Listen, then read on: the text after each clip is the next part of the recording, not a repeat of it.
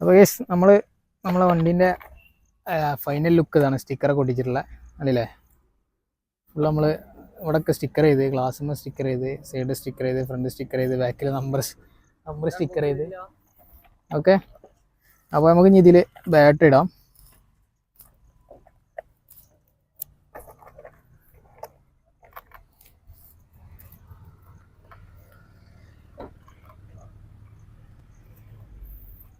ഇതാണ് നമ്മളെ വണ്ടീൻ്റെ ഉള്ളിൽ വരുന്നത്. ഇങ്ങനെയാണ്.